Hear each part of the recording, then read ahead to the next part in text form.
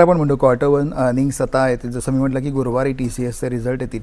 आता हे जे वॉर में युद्ध परिस्थिती होती त्याच्यामुळे सप्लाय चेनवर परिणाम झाला, हॉर्मोजचा प्रॉब्लेम होता, ऑइल प्राइसेसमध्ये वाढलेल्या होत्या, या सगळ्यांचा जो एक ज्याला म्हणतो भुर्दंड आहे तो या क्वार्टर वन अर्निंग्समध्ये दिसेल असं वाटतं तुला, आणि कितपत दिसेल?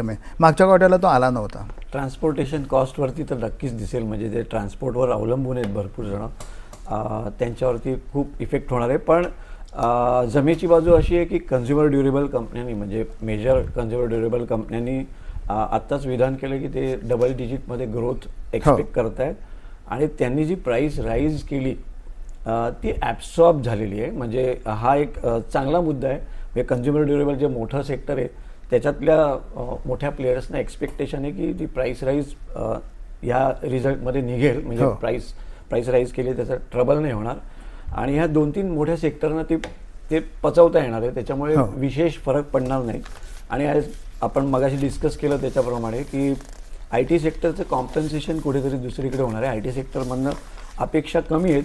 IT सेक्टर आता पुढे काय करतो याच्यावरती जास्ती लक्ष देणं जरुरी आहे. म्हणजे त्यांच्याकडचे कॅश रिझर्व्स ते उत्कृष्टरित्या कसे वापरतील हे त्यांच्या कॉमेंट्रीमध्ये बघितलं जाईल. कारण 1-2% ग्रोथने आता त्यांचं काही होऊ शकणार नाही आहे या मल्टिपलला.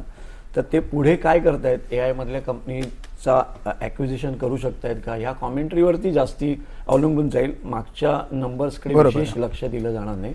ओव्हरऑल क्वार्टर वन रिझल्ट्स छान असतील आणि मार्केटला डिरेक्शन देणार. बरोबर. आणि तसं म्हणजे सहनशक्ती या कंपन्यांची किती आहे ते बघण्याचं हे आता एक जरा म्हणतं प्रमाण हे क्वार्टर वन रिझल्ट्समधनं आपल्याला कळेल.